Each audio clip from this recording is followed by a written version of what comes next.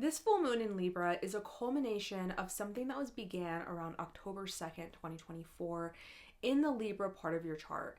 Now, in the all signs, we'll go more into depth about where this is happening in your chart and in your life. But before we do that, it's important to understand the holistic understanding of what this full moon is trying to represent to us collectively and personally, and then we can apply that to the area of our chart in which this is housed, as well as the other planets that are aspecting it. So let's get into it. So this full moon is happening on April 12th at 6:22 p.m. Mountain Standard Time. It's happening at 23 degrees of Libra. So of course, if you have any cardinal placements around that, I would say between 21 and 25 degrees of Libra, Cancer, Capricorn, and Aries, you're going to be feeling this much more acutely than other people. It's also happening in gate 32, the gate of continuity, Hexagram 32, which is endurance, Gene Key 32, which goes from the shadow of failure to the gift of preservation. And of course, I did a tarot card reading that perfectly complemented everything else, and I'm really excited to kind of bring all these elements together and talk about what this full moon means for us. While this full moon is activated by Mars with a square, which is a tense aspect of conflict and confrontation, there is this sense, because of the other aspects and because of where this is happening in Libra, that it's not quite as tumultuous as other full moons that we've had recently.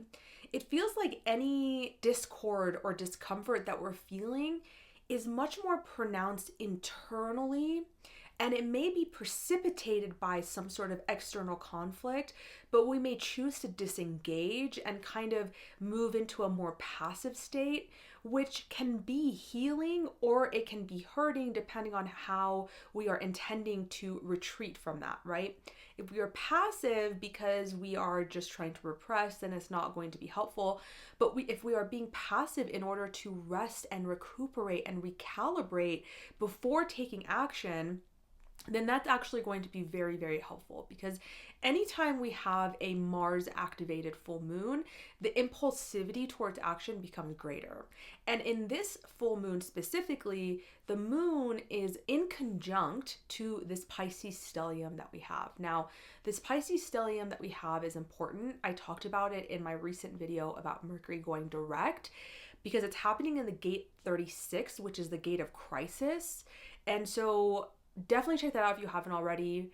But the moon in conjunct this means that this creates this like friction, this inner friction. And it also is an aspect, I love the in conjunct. It's also an aspect that doesn't see the other. They don't share modes, they don't share elements. In conjuncts cause this inner discord, this inner friction that leads to us not being able to actually see what's going on, but feeling that something is off. Venus is also stationing direct on the same day. It goes direct an hour after this full moon, and Venus is the ruler of this full moon. So it's very important in this full moon. The fact that it is so pronounced during this lunation makes me feel like, once again, what does Venus stand for? Especially in her exalted state of being in Pisces: harmony, beauty, balance, cooperation. So I feel like there might be this desire to retreat, and this could be very, very healthy if we do it in an intentional way rather than a reactive way. Full moons in general begin a 6-month closure, right? Before we enter a new moon in Libra phase. This time can also be a great time with full moons, of releasing things, recognizing what doesn't work because we're illuminated something, right? The moon is being illuminated. Our unconscious is being illuminated. Our emotional mind is being illuminated to something that makes us see that something must go.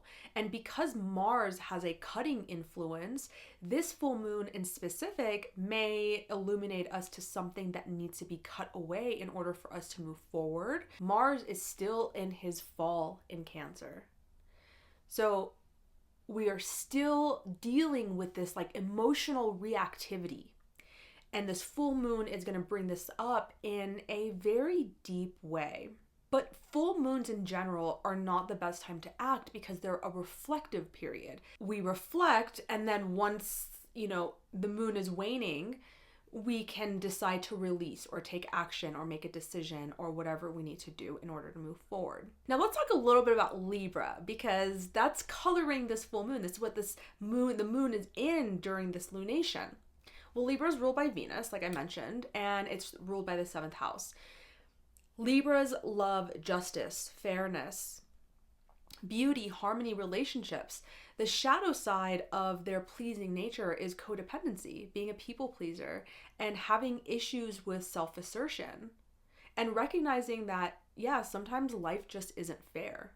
And you can't always have fairness and justice in every situation. This is why it'd be really good for them to look to their pair of Aries to see what Aries does so well, which is self-assertion, independence, and learn from them so they don't fall into this codependency pattern, which can be so harmful for Libras.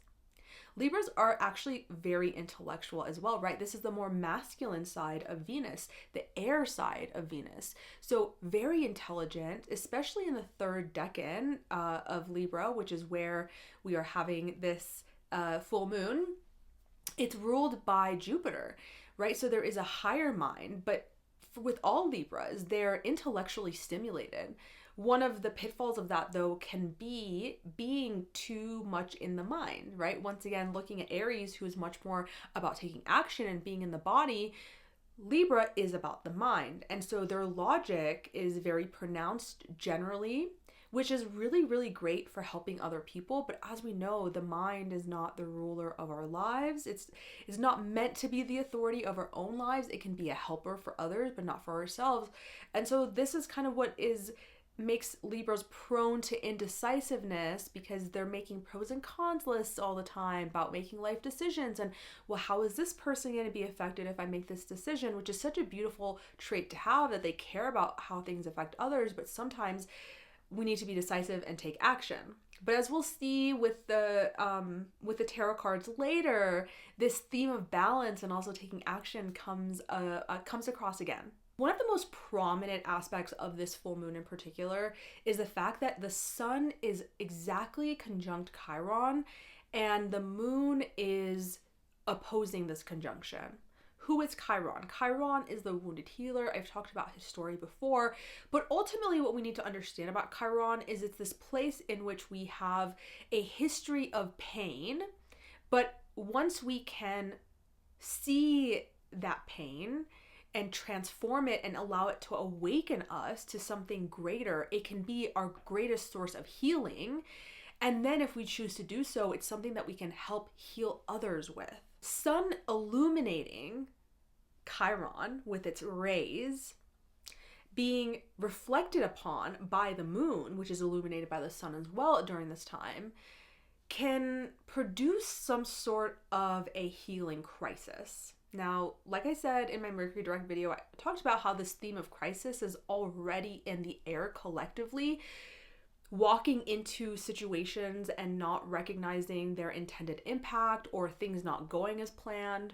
So this theme is already in the air, but then we've got now Sun conjunct Chiron. When I think of Sun conjunct Chiron, it makes me feel like we are being illuminated to something that could be quite painful. And it's probably not something completely new. Maybe the situation that's coming up is new, but Chiron is this wound that we are like brought into the world with. So the pattern's there. It's bringing up some sort of old pattern that you're seeing and you're being illuminated to. Maybe if several days before or several days after this full moon, maybe back in October, you started something new in this part of your life and it brought up some sort of something that you need to see in order to heal. That's the big thing, is that when this comes up, especially with the gate 36 activated, there's a necessary need to tend to the pain, not ignoring it, not repressing it, not moving past it without really looking at it, because it's coming up so clearly in our consciousness that it needs to be looked at and transformed. Now, healing, as I will always say, is a forever journey. But we come to these certain points in our healing journeys that are really big. And if you have Chiron natally in Aries, or you have major Aries placements, this is like one of those times, right? Now, I think we'll have one more Sun conjunct Chiron in Aries before it'll move out of Aries for good in 2027. But it can oftentimes be this like turning point. What I think this Sun conjunct Chiron opposite the moon is kind of like a Herx reaction. If you're not sure what a Herx reaction is, it's basically this reaction that happens once you start actually healing some sort of infection or wound or something like that, because we give off toxins. And I talked about how I recently was sick and I got some cupping done. And during the cupping session, like immediately after, I felt really great. And then a few hours later, I started getting like a Herx reaction, which is the toxins were pulled out of my tissues and then my body had to deal with them. So it's like this, like, started getting these like cold flu-like symptoms, which I'd already had previously. And it almost feels like things are getting worse before they're getting better. But the thing is, it's part of the healing, because sometimes when things get brought up for us to see, it's painful that toxins get brought up for us to see and we have to process it. But ultimately, they're getting processed and then we feel better.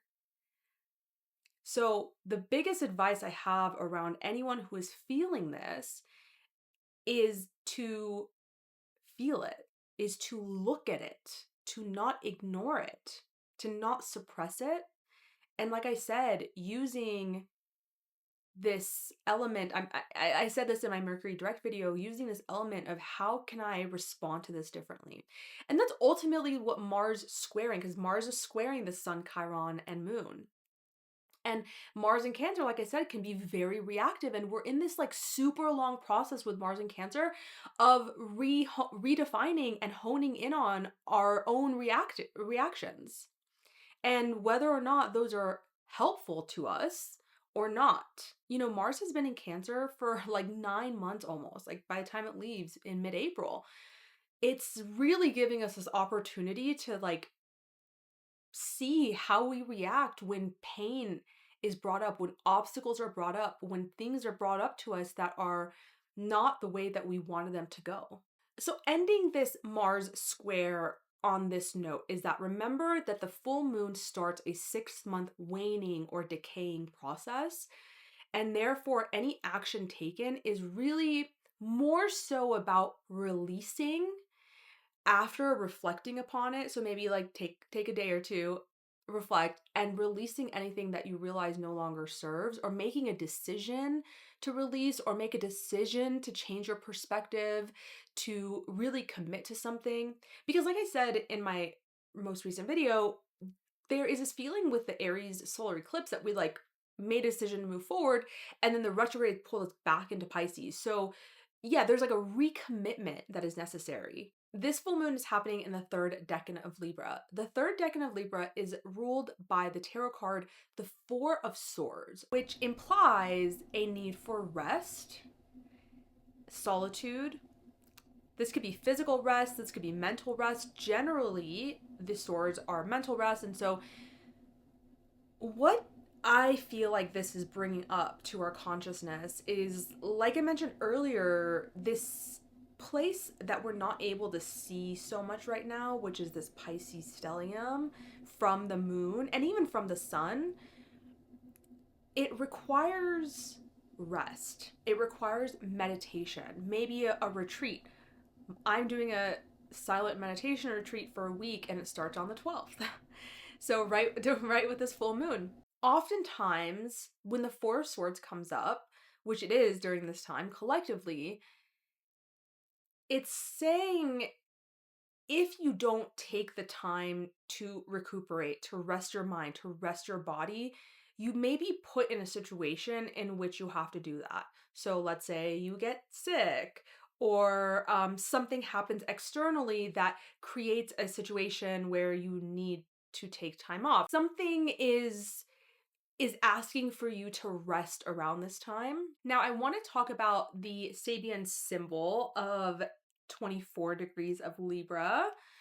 which is a third wing on the left side of a butterfly. The theme is uniqueness. This symbol speaks to the fact that there is unlimited potential in man and his world. When an individual respects and capitalizes on his own uniqueness and is sensitive to every opportunity that presents itself, then there is no limit to what he can achieve. The image of a third wing on the left side of a butterfly is a powerful symbol of originality, extraordinary differentiation, and distinctiveness. Here is a plissage that rises above the ordinary. The suggestion here is that every mutation, aberration, or deviation from the norm has its own special contribution to make to experience. Your greatest advantage lies in capitalizing on peculiarities. Identify what makes a thing different and use that feature to create an attractive asset. The accent is on things that are unique or one of a kind.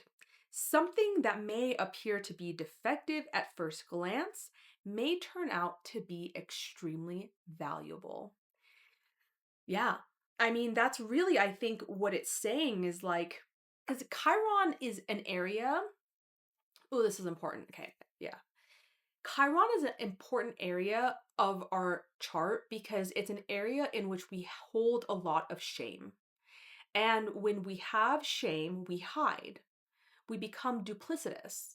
We don't share our shame, right? So my Chiron is in the 12th house. Chiron in the 12th house gives this like, it's a hard to place wound because it's like very deeply embedded in the psyche and it's very watery and in this unknown area. But one of the areas that I had a lot of shame about growing up was my connection to divinity. I was 6 years old writing poetry about God and the divine. And then I just felt like it wasn't appreciated. It wasn't right. It was like I looked around and other people weren't like that. And so I decided that I would hide this aspect of myself and I became, a very extroverted person in order to act like, yeah, no, I'm not into that stuff. And so it was a part of my life that for a long time was very secret. Uh, no one really knew how much I was into these esoteric teachings and how big of a part of my life they were because there was this duplicitousness, right? There was this feeling of shame around feeling different because people around me weren't into these things. I really had to confront this shame that I have around this. And Chiron the 12th doesn't have to show up that way specifically, but that's how it showed up for me. So, what happens when we hold shame around these wounds that we have internally is that our lives become fragmented because when we hold shame in secret and we don't share our shame with the world or with the people around us, then our lives can never be integrated because there's something that we're holding apart from from everyone around us. And you know what? Energetically, a lot people are a lot smarter than we think, right? Even if they don't intellectually or consciously understand, they can feel that. So when we become more whole and conscious and integrated, people on a very energetic level can feel this. So what I love about this feeling of uniqueness is like, yeah, it's a powerful symbol of originality, extraordinary differentiation, and distinctness. Any mutation, aberration, or deviation from the norm has its own special contribution to make to an experience, which is what I was talking about with gate 36 in my Mercury direct video, that like things don't go as planned. How can we see that mutation, that deviation from the norm as providing something very original and necessary to what we are currently experiencing? And knowing that, like I said in that video, it may not be what we want, but it's what we need. And so, whatever is going on, whether this is an internal shame or something is happening externally that's creating crisis in your world, it needs to be shame ultimately just needs to be seen and accepted. That's it. And then once we do that, we are often called to share because we, like Chiron, become the wounded healer. So, a really great addition to understanding this full moon. So the human design gate that this is happening, the gene key gate, the hexagram is 32 and it's line 3. Gate 32 is located in the spleen in the human design body graph. The spleen holds our instinctive fears, instinctual fears. The spleen is the oldest awareness center. So it's kind of like this, like these physical fears that we have. And ultimately the biggest fear that we all have is death. But it comes up through different fears through the awareness centers, which are the spleen, the ajna, and the solar plexus. The fear of gate 32 is failure, which is why the gene key shadow is failure. And the gift is preservation, which is very similar to the name of hexagram 36, which is enduring or duration, which is very interesting because one of the cards I got was the 9 of Wands, which is literally the card of perseverance. You can't make this stuff up, right? I mean, I guess you could, but I don't. So I want to read something about gate 32 from Paul O'Brien, hexagram 32 from Paul O'Brien that I really, really liked. And I think it sums it up quite well. He says, endurance is cultivated when determination is coupled with flexibility. Continuity is achieved through movement, not by keeping still. And then he says something that I always try to tell people who are tired of their lives changing. He says, that which has ceased to grow is degrading toward death. Be actively changing, but stay strongly connected with your roots, your deepest thoughts and feelings. And then, because this is line 3, it gives a different flavor. And the flavor from the I Ching that we get from this is that moody inconsistency brings misfortune. He who does not give duration to his character meets with disgrace. Lack of consistency in virtues brings harm. Okay, and now I'm going to read from Richard Rudd. He says, the secret to the gift of preservation is the instinctive ability to balance restraint, what to keep alive, and risk, what to change. There are people who inherently know that if you want to maintain success in life, you have to have a unflinching set of principles coupled with a constant need to update, revolutionize, and expand your original investment. So this is kind of picking up on this idea that if we believe that what we are trying to achieve, whatever goal we have set and whatever we're moving towards has not gone as planned and is a failure, well, failure is literally the road to success. Like, there is no success without failure. Moving towards that with this set of like root, I just think of like a tree, right? That's maintained its roots. There's these objective values and virtues in which it grows out of, but it's flexible enough to go with the wind. So the changing circumstances outside of us, we have to be able to move with them and adapt when necessary, but also remembering that this can't be done if we don't have this strength of character. And what weakens our character? Shame. Shame and the places in which we hide really important aspects of ourselves from the people around us, from the world, from whoever needs to see it. When we hide those areas of ourselves, we are not as strong in character. Our virtues are weaker because they're not integrated. The root system of the tree becomes damaged in certain areas. And so maybe a strong wind makes it fall down because it wasn't properly rooted to begin with. So let's talk about the tarot and how this kind of all comes together. I did an advice card and an outcome card too. So the cards that I pulled for the ultimate feel of this full moon were first the 2 of Wands and the Fool, and the bottom of the deck was 9 of Wands. 2 of Wands and the Fool have similar but different energies. The 2 is telling me that you're at a crossroads about making a decision. But the 2 is also about making decisions, yes, but also planning. And the Fool is walking off of a cliff. There is there's this like impulsivity in the Fool of walking into the unknown and kind of just allowing what happens to happen, and you've made your decision. And so in one sense, we can get kind of impulsive. And then in the other sense, we can get caught up in this like indecisiveness because we're trying to make sure that we plan everything and we've got everything covered for. And this is perfectly what I was talking about with Libra and Aries coming together, is that, and Mars squaring this is like being too impulsive or being too indecisive. And ultimately what this is saying is, can we move forward with careful consideration and enthusiasm, right? So not getting lost in either of these things. We need the careful consideration and we need the enthusiasm. What we don't need is impulsivity. But I can sense that a lot of us are freaking tired. That in conjunct, even though it's just happening right now with the moon in Libra, is probably bringing up stuff, and with the sun conjunct Chiron, is bringing up things that we've felt passive about for a really long time. And so it's really pushes us to really just want to like change something right now. Just wait until the moon starts waning. But I know you're tired.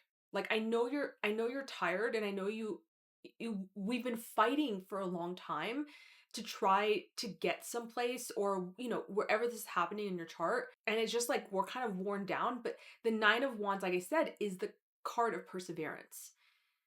It's the card of endurance, continuity, right? Gene Key Hexagram 32. So this was a beautiful reminder that like you're almost there. You're almost there. The action card I got is the Chariot. I feel like this is Mars's signification of like making a decision, cutting something away, moving away from something. The Chariot says you need discipline and commitment and willpower based on your set objectives, based on your set of characteristics, your roots. Where do those roots lie? What are your virtues? Are they holistic? And where you're moving, where this is what is being shown to you during this full moon, how can you take action based on your character, your values, your virtues, your roots? The Chariot is also about overcoming challenge and conflicts, right? And this may be that healing crisis that I was talking about, but also full moons are oppositions. So they play out with other people generally. So this could actually just be like some sort of confrontation, some sort of conflict that you're having to work through and work past. And what's the goal of all of this? It's the Two of Cups. I mean, this is a Venus-ruled moon after all. The Two of Cups is soul-aligned, balanced, and harmonious partnerships. Now, this could be romantic, friendship, work, family, business. All sorts of relationships can be indicated here. It doesn't just have to be romantic. But ultimately, the goal of this discord is harmony. And this is something I talked about in my Venus retrograde video, is that we have to be able to endure some level of disharmony in order to achieve a greater harmony.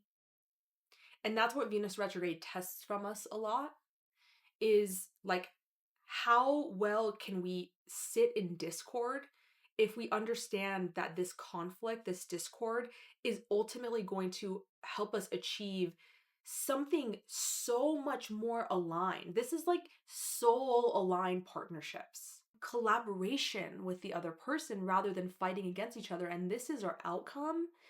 But this road is marred with a little bit of crisis and conflict. So maybe we don't see this quite yet. And so it's hard for us to think that we can even get there. And this, honestly, if it's not, relational at all, this is within you as well, right? This level of balance and harmony can be within you as well. Keep this outcome in mind when you're going through all this. So if you've made it this far, thank you so much. I really appreciate you guys, especially the ones that can listen to me talk about these things all the way to the end.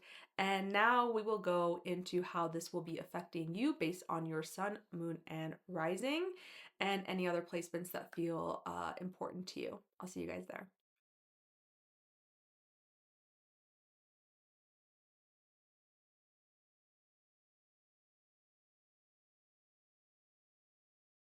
For my Aries sun, moon, and rising, you guys have this full moon happening in your 7th house of others. 7th house of partnerships, contracts, relationships of all kind, one-on-one relationships. So if you think back to October of last year, you might see some sort of fruition, culmination to something that you began around then. And Mars is square from Cancer down in your 4th house is asking for some sort of release. Now, what is this release about? Well, you guys have Chiron in your sign right now. So if you have anything around this full moon and where Chiron is, which is 23 degrees of Aries, this is going to be impacting you even more, especially if you have Chiron in Aries. But really any sun, moon, rising, or stellium in Aries will be affected by this. And it feels like there is a deep emotional aspect to you guys that is somehow afflicting the way that you approach partnerships. This could be like a deeply seated emotional pattern or some sort of trauma from childhood, or maybe even some thing that has to do with your relationship with your family or your parents, specifically your mother, that is affecting the way that you show up in relationships and activating in some ways some sort of a healing crisis or some sort of a unwelcome reaction that could be your channel to awakening, of course, but regarding other people and you and how you show up in relationships, your identity in the world. Some aspect of this deep emotional turmoil that I was discussing with Mars has to be let go in order for you to heal.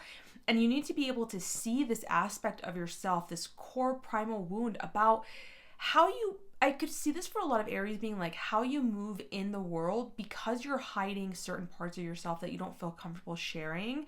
Or there's certain aspects of your identity that you feel shameful about, and it affects your relationships because you're unable to be vulnerable with other people. Now, the card I got for you guys for the advice is the 5 of Pentacles. What's interesting about the 5 of Pentacles is that in the beginning part of the video, I talked about how the card that rules Decan 3 of Libra is the 4 of Swords. And the 4 of Swords and the 5 of Pentacles are 2 of the cards that prominently feature a stained glass window. And in this card, the people are outside of the church, presumably. And in the 4 of Swords, the person is laying down inside. This card generally represents feeling a feeling of scarcity, feeling lack of support, and feeling pessimistic. This could also be financial insecurity. So this could be like you're actually feeling like you have low finances during this time. And there's something, you know, with Venus, Saturn conjuncting in your 12th house. I could really see this more being like a spiritual scarcity or a limiting belief, or some sort of a limiting belief rather than financial insecurity. But this card does definitely show that because it's a pentacle as well. But what's interesting is they're not even willing to look through the window and see that there's somebody else, the 4 of Swords, inside the church that can help them. And so this oftentimes can feel like a lack of support, but it's like, are you asking for support? Are you acknowledging this scarcity that you're having and seeing like whether this scarcity is financial or whether it's spiritual and mental or whatever? Are you reaching out for support? That's the advice that I see from this, is like, if you're having a difficult time decoding this emotional, which for Aries, like, it's not your favorite place to be, decoding what is this block, this inner emotional pattern that I have that's keeping me from having successful relationships or showing up successfully in the world. this would be a great time to get support from getting a reading, getting a therapist, having a confidant that can kind of guide you through the process of uncovering those deeply seated emotional patterns, or like I said, issues with family or even ancestral trauma as well, and seeing how that is contributing to this wound that you have with Chiron in your first house right now. So let me know how that resonates for you guys, Aries. I'll see you next time. Taurus, sun, moon, and rising. This full moon in Libra is happening in your 6th house of health, work, illness, pets.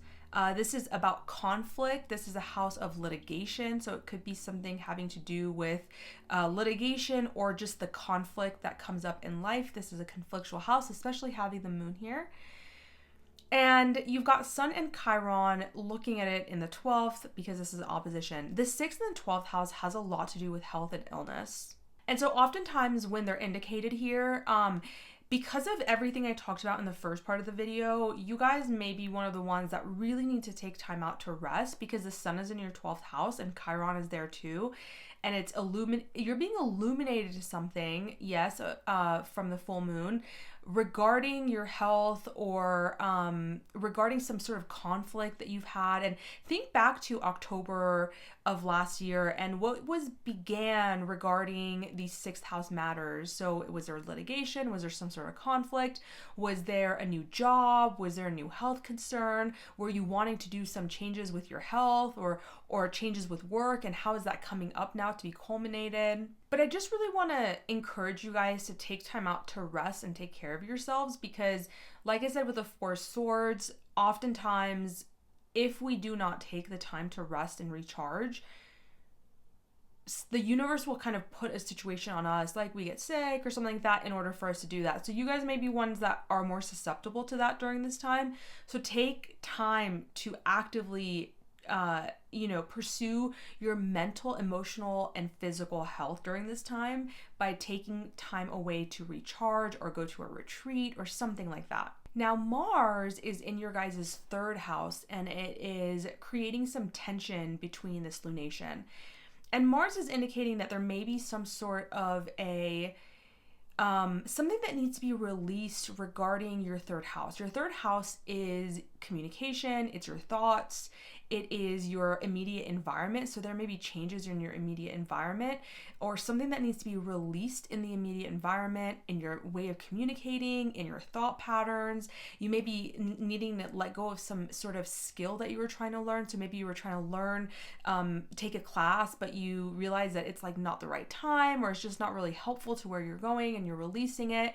And all of this is actually in order to effectively help you in uncovering whatever this healing crisis that could be happening, could be trying to survey to you. That there is some sort of aspect around those 3rd house matters, something in your immediate environment, neighbors, siblings, cousins, people you live with, like people that you're surrounded with on a day-to-day, that has been keeping you feeling stuck or unhealthy in some way. The card I get for you guys is the 2 of Pentacles. This is interesting. This is a card about balance and adaptability.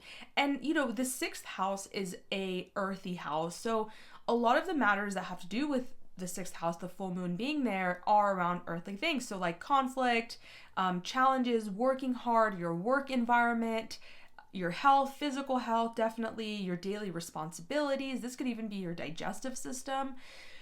So there could be like you have a lot on your plate right now, and there's a need to balance and figure out what actually needs to be taken care of and what doesn't need to be taken care of right away, because otherwise you might get overwhelmed, and that stress could lead to some digestive problems or some health issues. But also, Taurus is a fixed sign. And adaptability is not one of your greatest values unless you have other, of course, adaptable signs in your chart, which you very well may, because you're right next to Gemini. So you probably have some personal planets in Gemini. But as an archetype, Taurus is not adept to change and mutability and adaptability. And this is what this is calling for. It's also asking you to have to make some decisions, like I said, about what's actually important, what needs to get taken care of, and not overburdening yourself right now. But ultimately, I think what's being asked of you guys right now is to remain changeable and adaptable to the changes that are occurring in your life. It could be in your immediate environment, but it could also be in your work environment as well. And to remain open to the change, because ultimately with the Sun Chiron conjunction in your 12th, there is an illumination. There is something that is wanting to be seen in your subconscious that is going to make you a much more holistic person on a very deep subconscious level, and that's going to propel you forward in your work life as well, and your health if you have health issues. Let me know how that resonates for you guys, Taurus. I'll see you next time.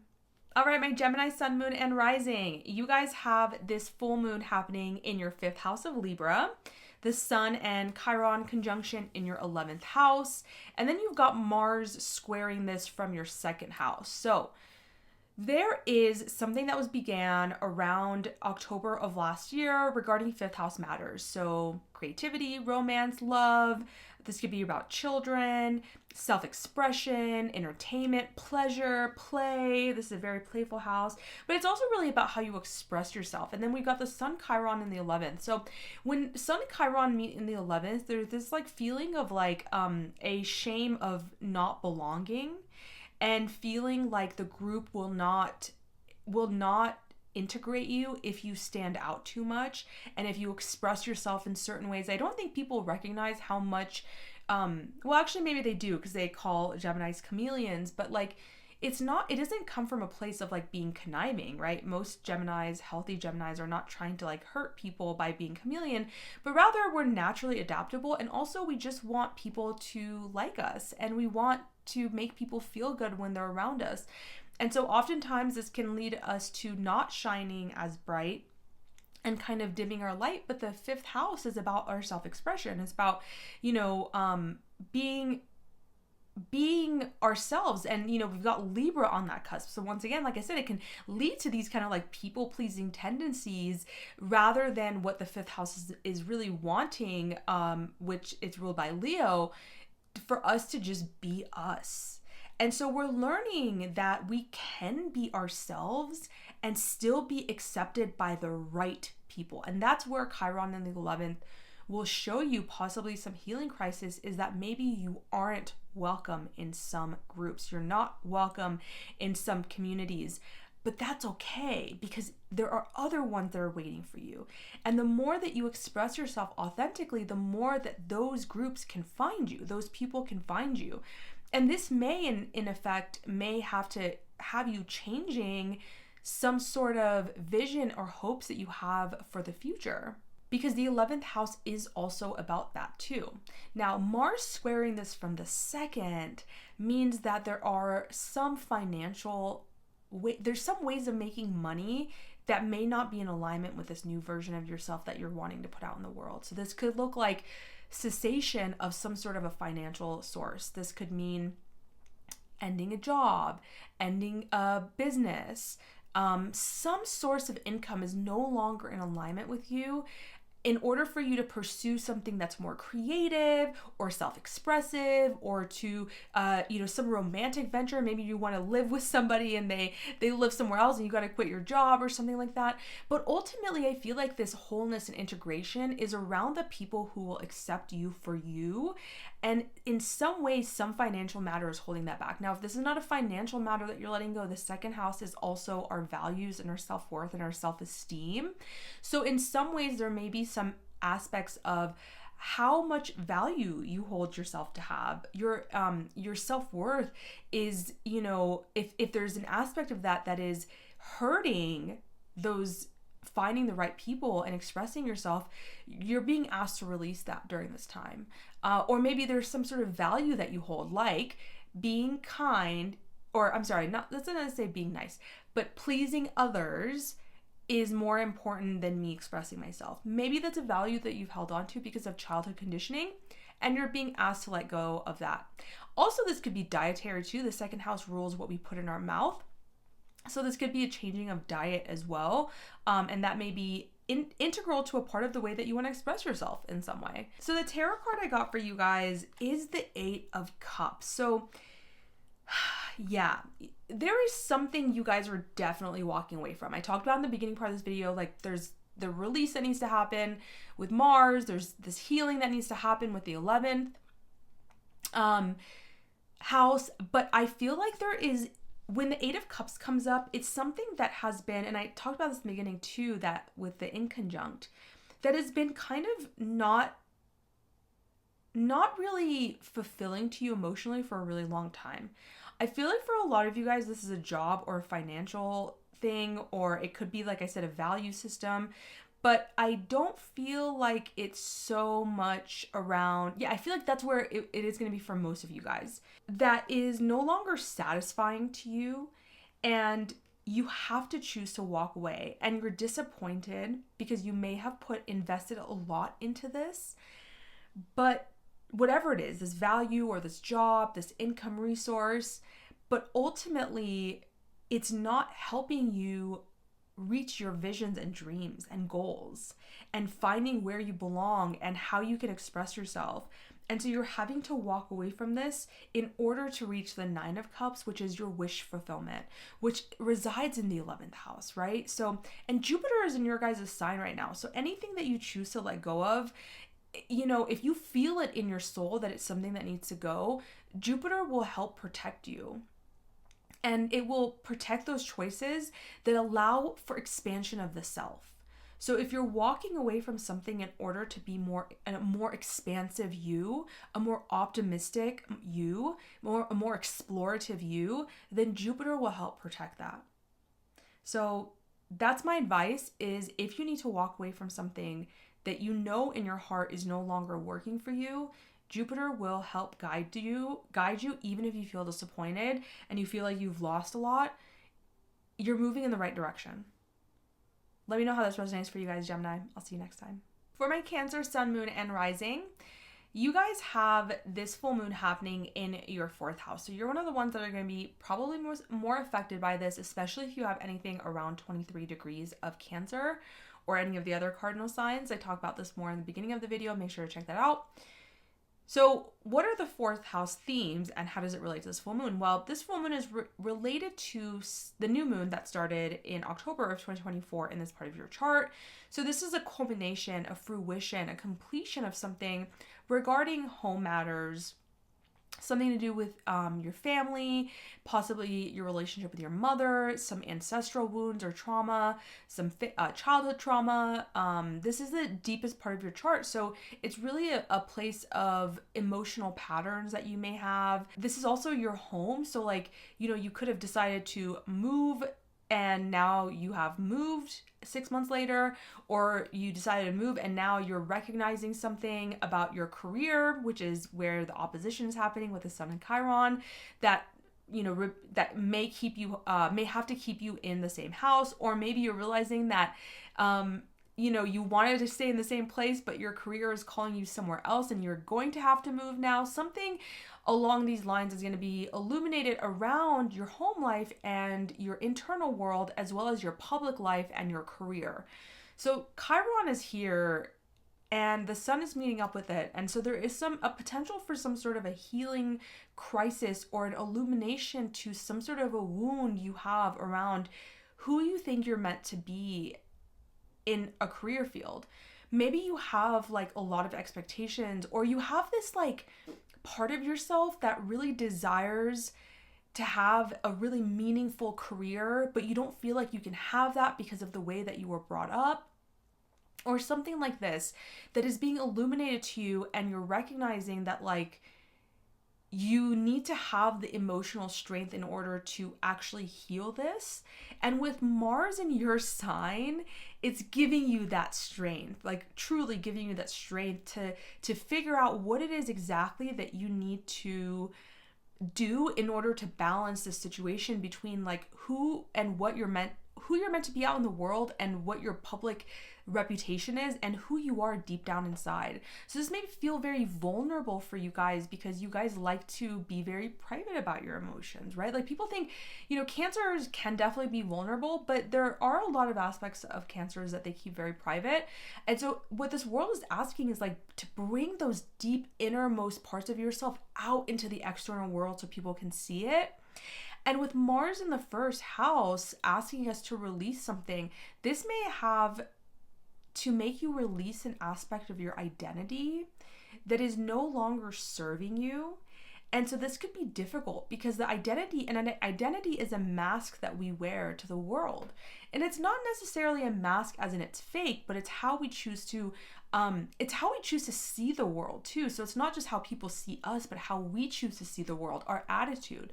So maybe there's an attitude that needs to be dropped in order for you to be able to show yourself as you are into the public world through some sort of career or legacy work or some sort of reputation. It's gonna require you to change your attitude, to change your perspective, to be able to allow yourself to be seen in such a vulnerable way.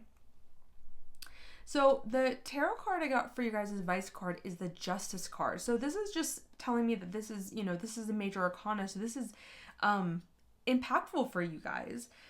And with the Justice card, it feels like you recognize that what you are, it comes across a lot of times when you are about to reap the rewards of something that has been a very difficult time for you. And if you've acted in integrity with yourself, then you will see justice. If you're in any sort of litigation or like anything like that, a legal case with, you guys have a bunch of stuff in your 9th house, so there could be some legalities there. But this is a good sign generally for that. As long as, of course, you're doing it for the right reasons. And also, this is a card of, like, this is Libra's card of fairness and balance and just and kind of reminding ourselves that there is this like cause and effect that happens in our lives. And so what kind of causes are you putting out into the world to have what types of effect?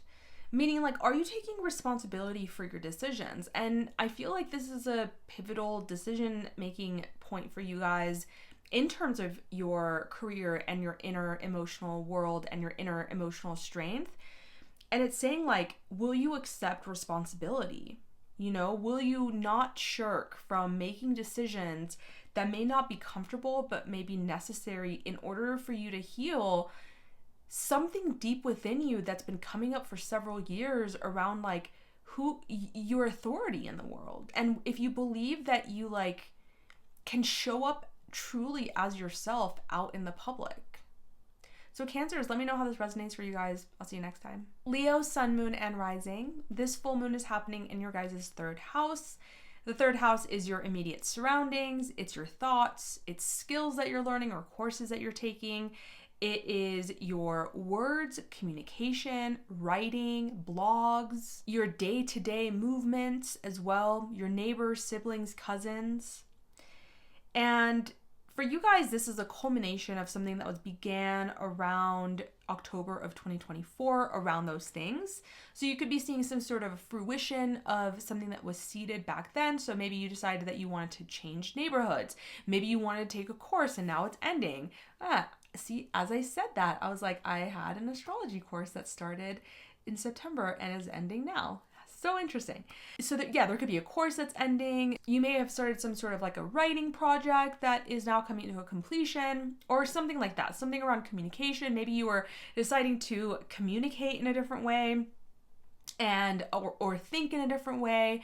And now you're seeing the fruits of your labor. Now, the other thing that's important to note, though, is that there's Sun and Chiron in your 9th. Now, the 9th house is about to get really big for everybody, for you guys. The Aries part of everybody's chart is about to get really big. And this full moon is highlighting some sort of a wounding that you have regarding your trust and faith in life, trust and faith in your ability to navigate life from an authoritative standpoint or like a mentor standpoint, but also it's been really you've been having to really like dig deep regarding what you find meaningful and purposeful to do in this world. Because ultimately, the ninth house is a house of purpose and meaning and truth. So, maybe you have even some wounding around higher education, like that you believe that you need that in order to move to the next step, or that you can't do it because you're not smart enough or something. Some wounding around these ninth house things is coming up strongly with this full moon. Maybe you're recognizing that, changing your day to day isn't good enough. You need to change something much bigger on a bigger level. And then Mars squaring this from your 12th is signifying that there is some sort of subconscious limitation, subconscious belief system that is keeping you from actualizing your potential to be in some sort of a higher position. The reason I say that is because the ninth house is also a house of teaching. So the third house is a house of learning. I mean, that axis is a house of teaching and learning. Both of them can be about that. But the ninth house is Jupiter. And Jupiter is much more about teaching. It's also about learning, but it's also about teaching. So and it's about mentorship. This is a house of mentorship. And it can even be like father in some ways. It's like there's some sort of deep unconscious wound, and you may be getting this in your dreams because Mars is in the 12th house. You're not really able to see exactly what this is directly. You may have to go into retreat. You may have to meditate. You may have to journal. You may have to do active imagination. You may have to do some sort of solitude, have some sort of solitude in order to understand what this messaging is that is telling you that you're not worthy enough to step into a role, to step into your dharmic path. Let's just say that. Because the ninth house is your house of dharma, and you're about to have, like I said, Neptune just moved here, Saturn's going to move here, long-term influence here. But there's some sort of core wounding with Chiron here that's like, I'm not quite ready yet. I need to take more courses. Or, it's okay. We can just like stay in the student realm a little bit longer and keep things the same, where the ninth house is like, let's expand, let's travel, let's explore, let's be a leader. Let's see. The card you guys get for your tarot is the Emperor. Yeah, see, this is very much picking up on the ninth house energies. Because the Emperor is very masculine. This is leadership, stepping into leadership roles. Like I'm saying, like, I just feel like there's something, and this kind of makes sense too, because you're on this precipice of having Mars going into your first house. And then of course you're ruled by the sun, and the sun is in the ninth. So there's just a lot of energy, and this is a major arcana. So this is like big for you guys. There's like the ninth house is our dharma, like our purpose, part of our purpose and who we're meant to be. And we're gonna have the first and the ninth house, which are both dharmic houses, activated pretty soon here. Once Mars moves into our sign, I think it's like the 18th of April. So the advice here is like, what do we need to let go of in our subconscious, in our limiting thoughts and our self-limiting beliefs? And I'm going to a retreat on the 12th, so this is just perfect. But like, can you find like meditation, journaling, some sort of something you can do in solitude to try to hear these messages, listen to your dreams, keep a dream journal, to show you like what is keeping you back from stepping into this leadership position? What wound is coming up around this about stepping into your masculine in a healthy way? So, Leos, let me know how this resonates for you guys. I'll see you next time. For my Virgo sun, moon, and rising, this full moon is happening in your second house. Your second house is a house of income. It's a house of values, resources, self-worth, self-esteem.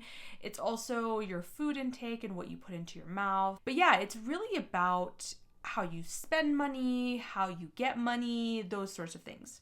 So this full moon being here means that starting around October of last year, some seed was planted regarding those things that is now coming to fruition. that is now coming to a completion. You're seeing the result of that. Maybe you started a new budgeting and now you're seeing more money in your account, or maybe, you decided that you needed to get a new way of making money and now that new way has come through, or something like that. It could also be on a deeper level about values as well. So maybe you decided that you wanted to start valuing things differently. You want to start thrifting more, or you wanted to start seeing yourself as, like, on a deeper level, your self-worth, like doing things that made you believe in your self-worth. And now you're starting to see the results of that through maybe your relationships, because you have the stellium in your 7th house, whether that's good or bad, right? But showcasing your worth, or desiring to see yourself as more worthy, right? We know Virgos tend to be very service oriented to the other.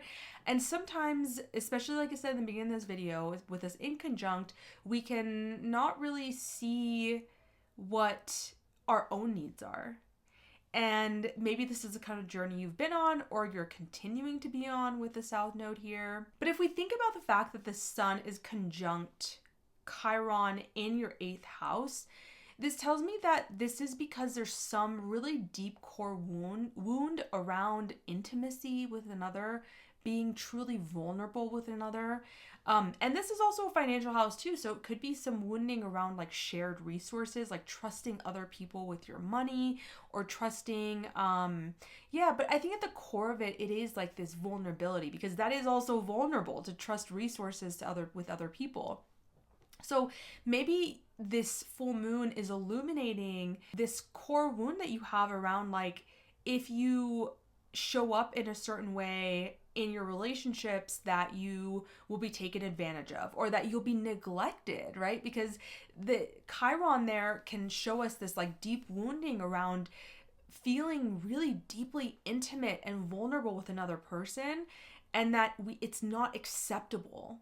And so we just kind of like stay to ourselves. And over time, this can erode our sense of self-worth and self-esteem, because if we're never showing ourselves and our needs and our desires to another, then we're never getting that love and validation that we desire, right? So yeah, but like I said, this could be financial as well. So just think about that in that sense as well. But the 8th house is an area that's about to get very illuminated. Neptune's already moved there. Saturn's going to move there. This is an area of transformation, psychological healing that is asking to happen through this process. And for you guys specifically, Mars is squaring this from the 11th. So once again, it's like there's this feeling around belonging in a larger sense. The 11th house is like how we belong to groups and communities and organizations, and how we feel like we belong out in the world. And if there is some sort of like core wounding around intimacy and vulnerability, then we never find our true people. But I feel like for you guys, what's being asked of you is to release any sort of obligation you feel like you have to show up in the world in a certain way, to have belonging in the greater sense of the world, and rather in a more personal and intimate sense, because the 2nd and 8th house are more personal and relational than they are social, right? The 11th house is a very social house, and it's like social on a big scale. So maybe you need to release your desire to like go with what society expects of you, in order to more deeply relate to somebody who's sitting right in front of you. And this could be even a business partner. This could be a best friend, but generally with the 8th house, it's someone we have deep emotional entanglements with. So it's generally someone like a marriage partner, but like, with business partners, we could have this as well. The card I get for you guys is the Queen of Wands, which she can actually be quite social, but the Queen of Wands is always a reminder of courage for me. And it's also a reminder to not just be bold and courageous out in the world, but to also be tuned into your intuition with the South Node in your sign, and then the stuff happening in your 8th house, which is a very intuitive place. kind of like you've been going through this transformation, this like rebirth in some way regarding shared resources as well as intimate partnerships.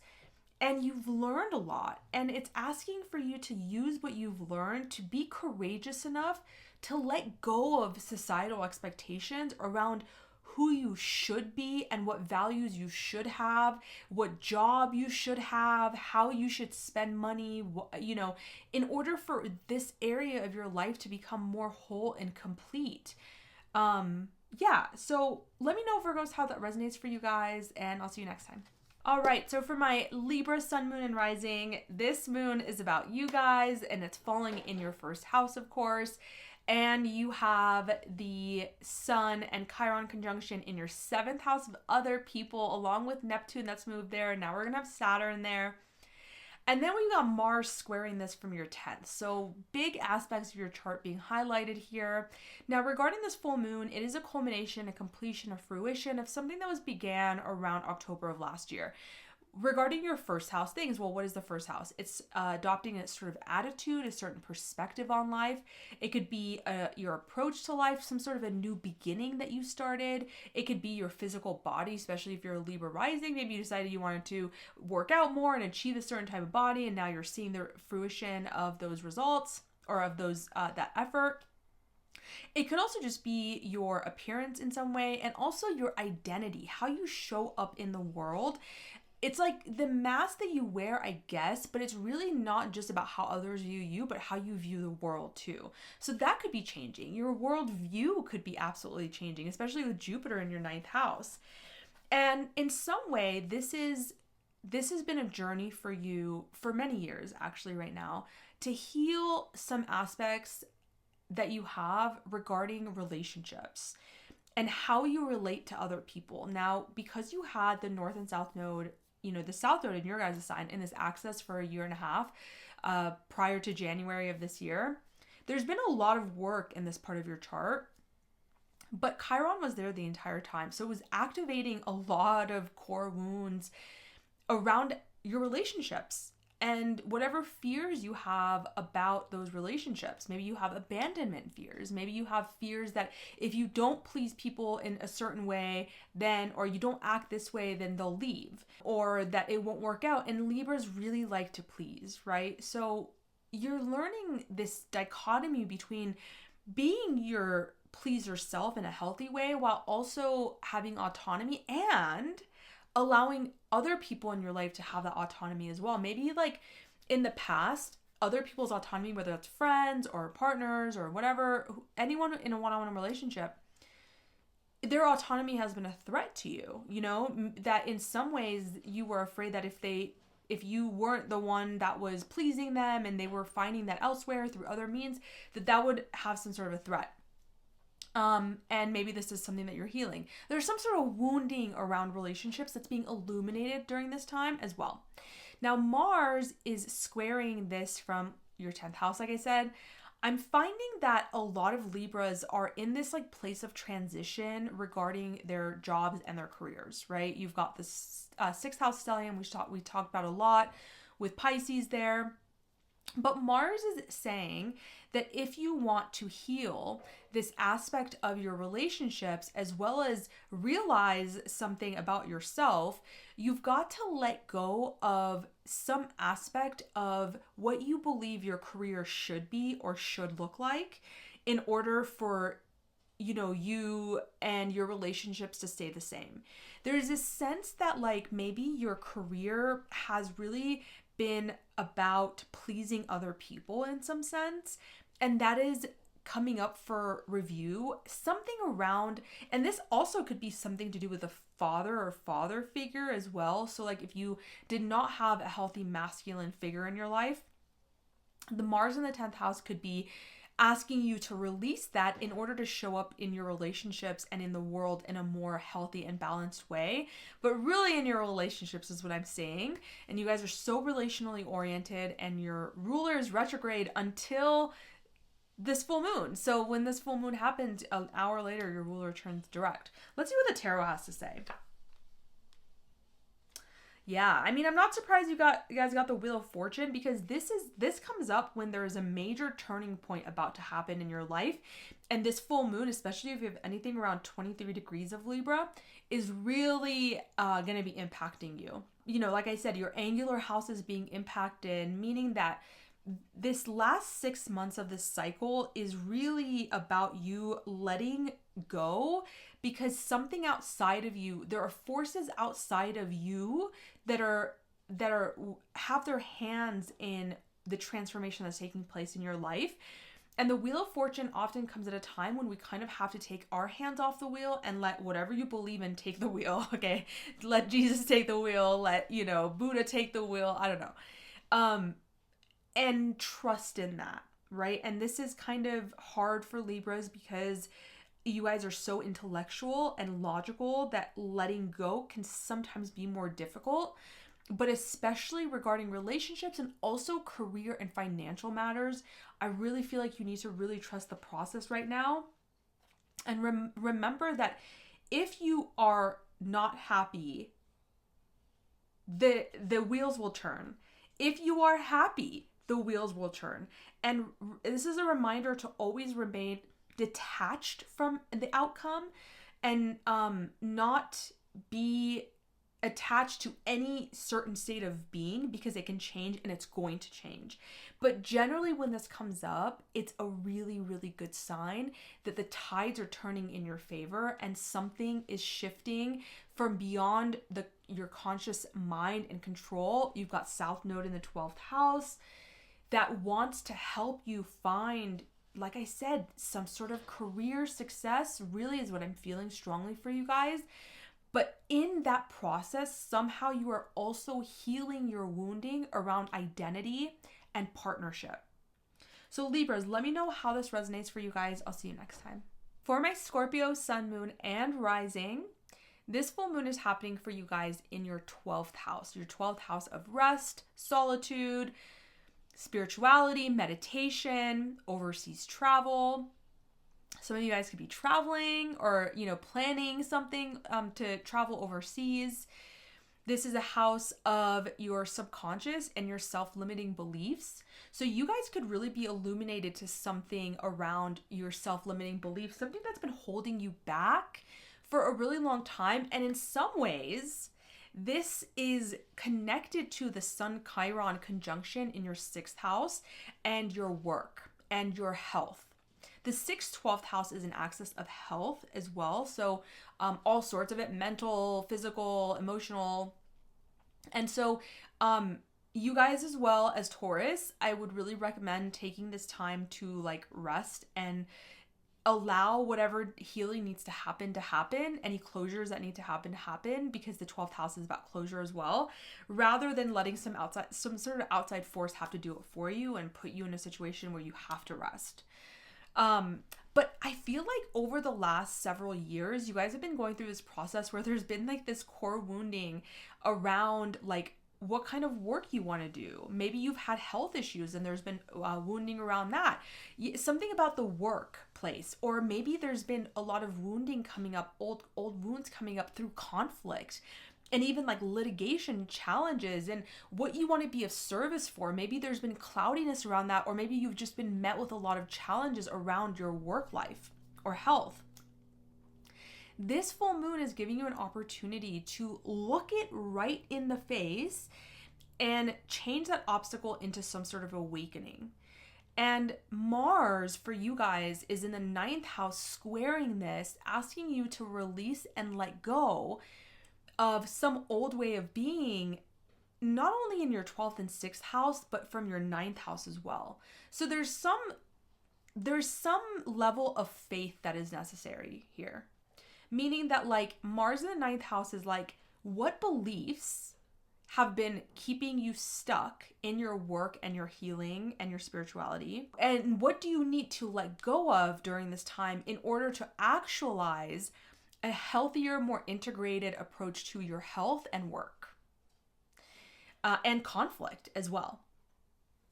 So, you know, Mars is your ruler. It's in the 9th house. It's asking you like, how are you reacting to any sort of crisis that's happening right now? Now, the crisis could be happening in your 6th house of health, work, conflict, but it could also be your 5th house of romance, love, creativity, self-expression, because we've got this Pisces stellium there and it's in gate 36, the gate of crisis. I talk more about that in my Mercury direct video. Yeah, it feels like as if there is some sort of a belief system that needs to be let go. So maybe it is a certain philosophical structure or spiritual or religious tradition.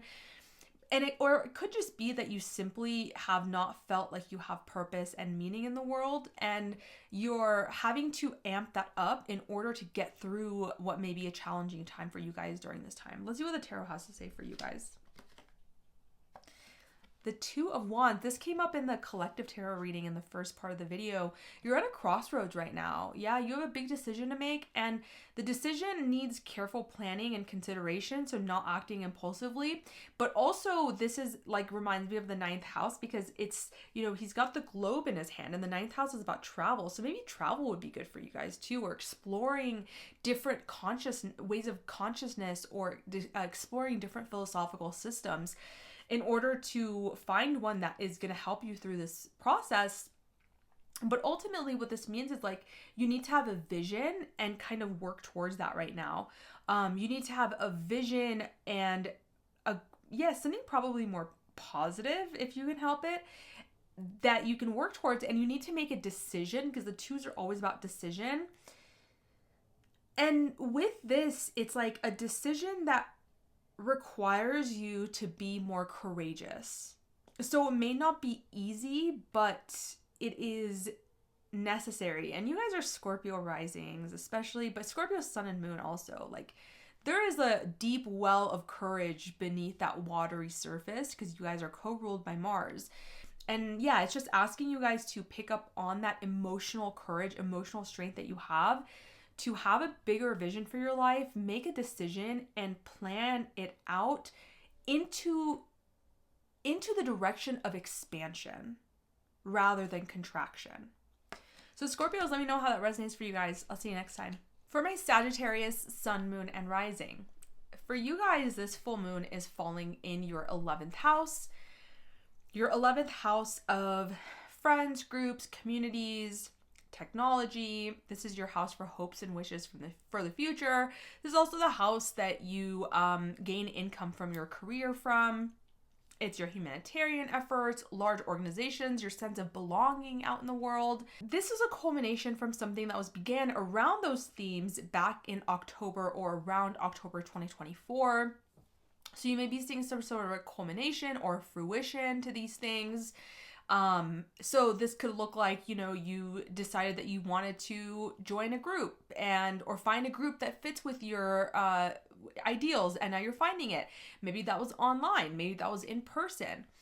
And then you've got this, or maybe you started a new career venture and now you're seeing the profits from that. Or maybe you had some sort of a vision back in around October, and now you're seeing some sort of result from that vision. You started working towards it, now you're starting to see it.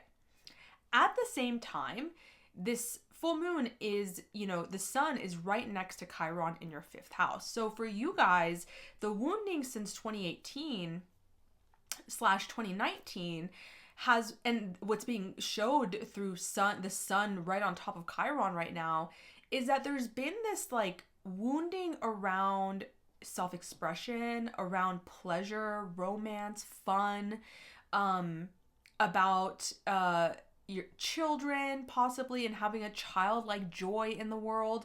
Maybe you felt like you couldn't really put your creativity out in the world. I could see that with the 11th house, because you just there's been something around expressing yourself that when you have tried to do it, it's been like, it's felt, especially like your individuality, your uniqueness, you've gotten backlash, or you felt like it's like reminded you like, no, let's not do this. This isn't, you know, this isn't good.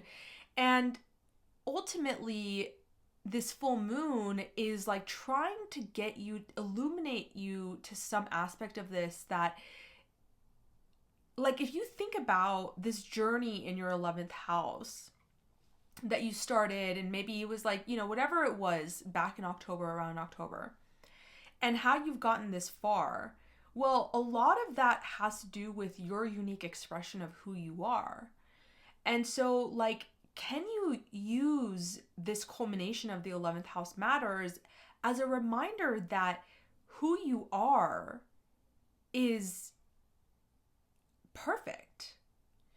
And that this like feeling of like with the 5th house, it's almost like a rejection with Chiron there. It's almost like you've been rejecting yourself before allowing even other people to reject you, right? So like before even showing it out into the world, you've like inhibited your self-expression, your own innate desire for pleasure and play and fun in order, and dharma, the 5th house is dharma, right? Because our expression and our creativity is so much to do with our path in this world, our purpose. You've been inhibiting that because you just feel like, is that really me? Do people need to see that? It's like, it's like a self-rejection that you've been doing. That's what I keep hearing.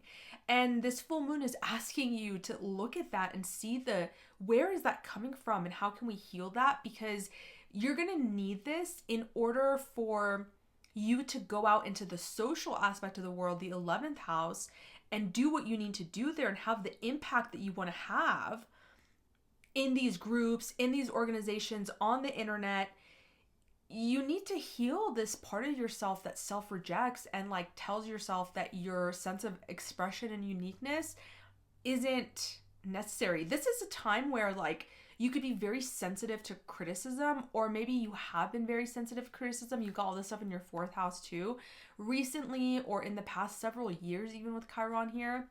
But this is like asking you to like own your flaws, and to like really lean into that individuality and that uniqueness. Oh, and let's make sure we talk about Mars too, because Mars is squaring this from your 8th house. So yeah, this feels like there is like something that you need to release around this like fear of rejection or fear of vulnerability with others.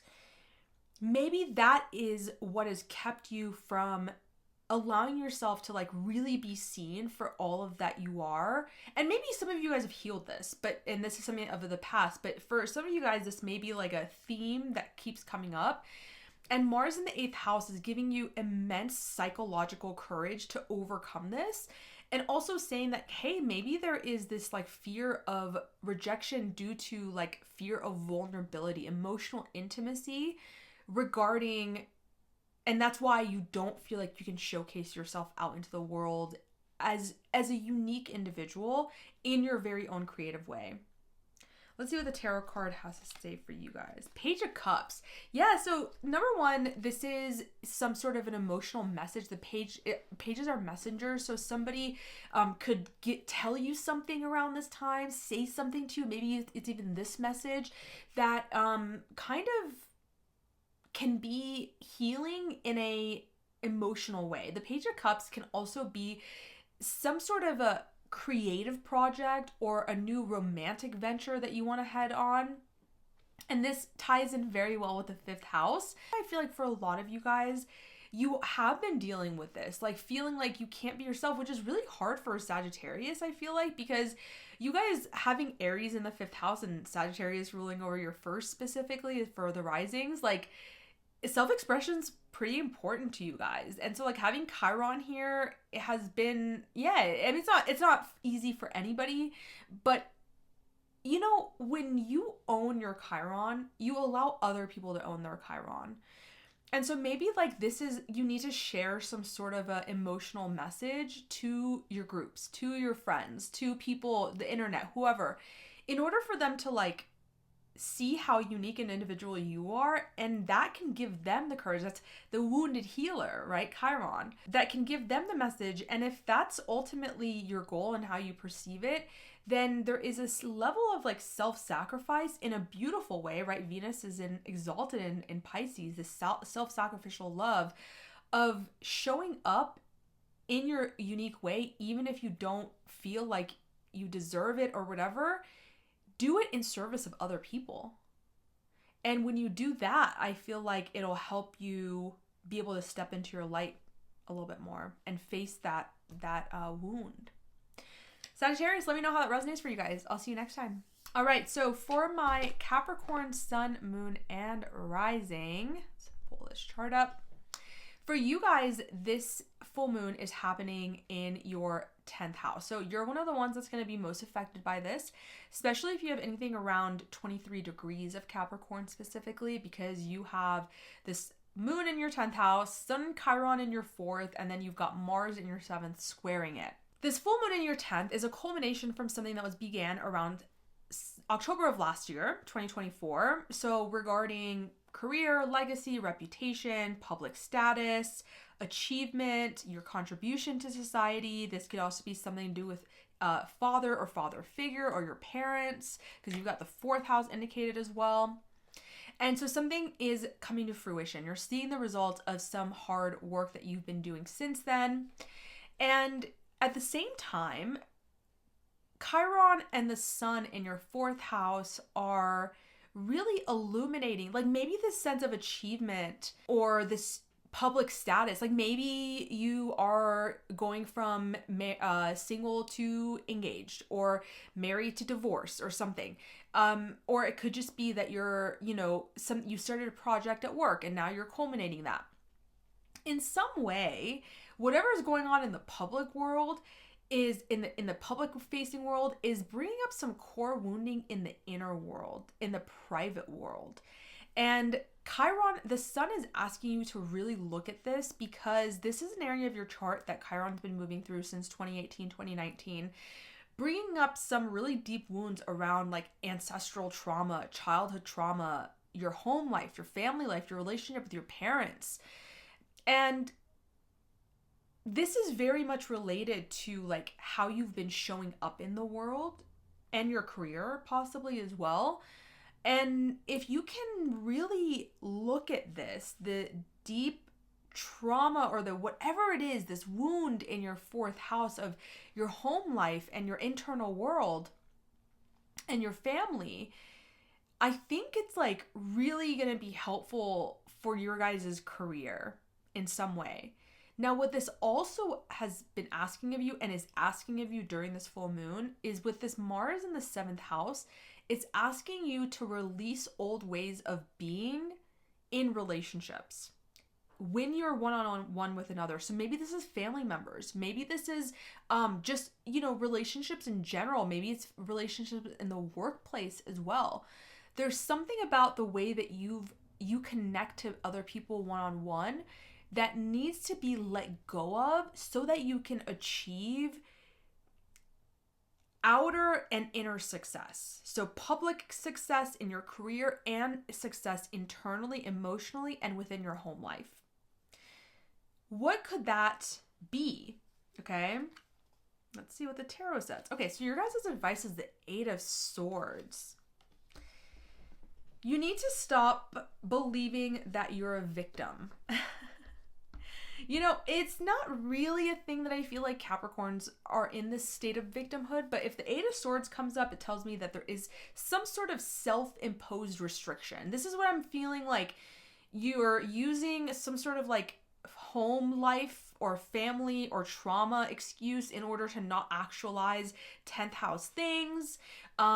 Maybe some sort of conflict with a partner or with another person will show you this aspect of yourself that you're like, it's time to take the blindfolds off, Capricorn. It's really time for you guys to look at this feeling of shame around some really core part of yourself that has inhibited you, honestly, like in your career life. And to de-shame yourself and to like recognize that you're the one that keeps perpetuating this, because the thing that happens with childhood stuff and family stuff is like it happened and it was very real, but it is no longer real and it's only real in our minds. And so like when we recognize that, that's when we can see that like we've kept ourselves small and in a perpetual state of victimhood without even realizing it. And that's a kind of a painful thing to realize. And I wonder if that's like kind of the healing crisis I talked about in the first part of the video for you guys. But regardless, the Eight of Swords is always a good sign. And for me, the advice here is to take off the blindfold, stop imposing self-imposed restrictions on yourself. You have the ability, like the Sabian Symbol talked about, your potential is limitless, but you have to choose to see it that way. And this is always a good omen to me because it says that this is a self-imposed restriction. If you're feeling stuck, you can take the blindfolds off, and it's in your mind that you have created this construct of you being a victim to something and therefore not being able to actualize the limitless possibilities that are actually there for you to have. So Capricorns, let me know how it resonates for you guys. I'll see you next time. For my Aquarius, Sun, Moon, and Rising, this full moon is happening for you guys in your 9th house. Your 9th house of long distance travel, higher philosophy, higher education, spirituality or religion. This is a house of legal issues as well. This is a house of really where you find meaning and purpose in your life. It's one of our dharmic houses. So yeah, where you find truth, meaning, purpose in the world. So some of you guys could be traveling during this time. So maybe, 6 months ago around the new moon in October of 2024, you wanted to explore more and you're doing that. Or it could be that you wanted to, explore different philosophies and now you're doing that. Or maybe you want to go back to school and now you're doing that, or you're starting to plan for that. Something like that. Higher education, yeah, exploring, finding truth and meaning in the world. Now, the Sun and Chiron are sitting in your 3rd. So this to me is bringing up this chironic wound, which I talk a lot about in the first part of the video, around your thoughts, your mind, the way that you speak, the way that you communicate. Maybe there is some aspect of your immediate surroundings that keeps bringing up like old wounds in some way. Maybe you feel as though like you need more skills and you need to keep learning things in order to be better at life or at what you do in the world. You've got Mars in the 6th, so maybe this is something to do with work, and you've been like hungrily like searching for thoughts and skills and learning things in order to feel like you deserve any sense of authority in the world. Or you've been feeling like the things that you say are taken the wrong way, and you've kind of like, over the last several years, because Chiron's been here, there's this like wounding around communication in some ways, and your thoughts and thought patterns. And so this full moon is really highlighting this wound here and asking you to believe that you are enough just as you are. That maybe the way that you communicate isn't shameful. Maybe the way that you think isn't shameful, but it's actually something that can lead you into a place of authority, because the 9th house is a house of mentorship as well. And maybe this full moon is letting you know, like, you've learned enough. You have a lot of authority with the information that you know. And the way that we can heal this chironic wound is by no longer shaming this part of ourselves. So it's very personal, right? But it could be like, for example, if you feel like you can't speak your mind because you have been ostracized in the past for speaking your mind or communicating in a certain way. But by owning that and communicating it anyway, you gain this sense of like authority, and you simultaneously can help others while healing your own wound of believing that there's something wrong with you around this. Like around learning, I just keep hearing like skills. Maybe you've been feeling like you don't have the skills to like be put out into the world as a sense of authority. Or like your day-to-day interactions have been making you feel like shameful, or that like, you need to hide in some sense. Let's see what the tarot has to say. Oh, and I also want to say, Mars in the 6th house squaring this tells me there's some element of work or health or conflict to this, meaning that like you need to let go of some preconceived notion around conflict that maybe you think it's bad, or that if people do ostracize you for the way that you are, the way that you communicate or whatever, that if you were to then say something and start conflict, it would be bad or something like that. And Mars here is asking you to release something around that. Or maybe it's a job, because the 6th and the 3rd house can be like our surrounding environments and daily responsibilities. So like maybe it's a job that is keeping you from being able to express yourself, and you need to let go of that. Or maybe it's some ideas that you have around health that are keeping you from speaking out as an authority on something. Okay, so I get the 5 of Cups. Now, the 5 of Cups is a cup of disappointment. It's a card of cups that is saying that you're, oftentimes when I see this, I feel like we're stuck in the past somehow. We're stuck looking at what we didn't do correctly, but there is opportunity to move forward here, right? Like the obstacle is the awakening. So the advice for you guys is to look at in this whatever has been created. Maybe, like I said, I keep feeling like there's something like work-wise or financial-wise as well that it needs to be released or transformed in some way in order to heal this like self-expression thing. But there's 2 cups that are standing right here that are available to you, but you need to be able to change your perspective. I talked about this a lot in the Mercury direct video about what this Mercury retrograde has been trying to do, is like change our perspectives and see new possibilities. And I think for you guys, there's a need to stop ruminating on the past and really look to the future. And you guys are a progressive sign. So yeah, like look to the future, look to that 9th house, the vision, and how far you've already come, and look at what you need to do to get there, rather than ruminating on what's been lost and what hasn't worked. Aquarius, let me know how this resonates for you guys. I'll see you next time. Pisces, Sun, Moon, and Rising. You guys have this full moon happening in your 8th house. Your 8th house is a house of transformation. It's a house of give and take, intimacy, vulnerability, psychological healing. It's a house of money from other people. So shared resources, settlements, inheritances, loans, things like that. Simultaneously, so something around those themes that began around October of 2024 is coming up for culmination and completion. So maybe there was like you needed money, and now like a lot of times full moons in the 8th house can be like we get unexpected money. Or you need support, like emotional support, and it comes. Or both, like somebody offers you emotional support through financial means, or something like that. And simultaneously, this Sun Chiron conjunction is happening opposing the moon in your 2nd house of self-esteem, self-worth, value, money, finances, resources.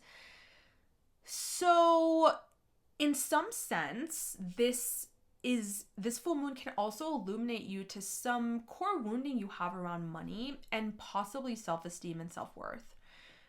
Maybe you don't feel like you are worthy of getting money for the things that you do. Maybe your job, your creativity. I feel like there's a lot of because Mars is in your 5th house, it's your creativity, and it's squaring this, right? So Mars is saying something's got to go. Something's got to be released here. So maybe there's a sense of like, yeah, I feel like with the 5th house being indicated here and all this stuff happening in your 1st house, there's this sense that like you need to let go of old ways of being, and we need to transform the ways of being and self-expressing in order to heal this wound around our self-esteem and money, and believing we are deserving of help and financial resources, really. You know, sometimes with some Pisces, not all, but sometimes with some Pisces, there is this like very spiritual outlook. And this belief that spirituality and money can't go together, like there's a discord, and there really doesn't have to be. And this is something I work with my clients on a lot, because I'm really passionate about helping spiritual people have money to have freedom and influence. So There's a lot of deconstructing that has to happen in the spiritual world around having resources, and maybe this is something that's coming up for you guys during this time. And Mars is saying like some aspect of your self-expression needs to change in order for you to be able to have the intimacy in your relationships as well as your own self-esteem and finances. I feel like why do I keep feeling like this is more though, even though the eighth house is like intimacy and, you know, the second house is self-worth, there's something about money here. Like I just keep hearing that it's about money. Let's see what the tarot card wants to say. So the advice I got for you guys, Knight of Cups. Okay, Knight of Cups is picking up for me on the like creativity, the fifth house, self-expression. This could be a creative project that you're working on. But I think the advice here is to lead with the heart. Okay? The Knight of Cups is very romantic, very emotional, very creative.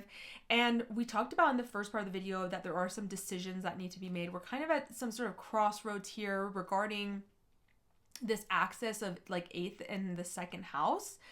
And so making a decision, but not being impulsive. But for you guys specifically, I feel like you really need to listen to your heart here rather than, it's not like ignoring your mind. So not being impulsive or irrational, but there is like 55% heart, 45% mind is like I'm feeling for you guys. Yeah, I'm curious to know if you guys are feeling through your creative work. Now, the fifth house is more than just creativity. It's creativity, self-expression, romance, pleasure, children as well, and having a childlike joy.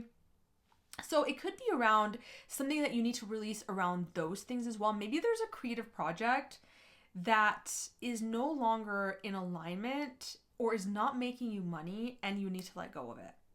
Maybe there is a romantic venture that you've been on that is not helping your self-worth and you need to let go of it.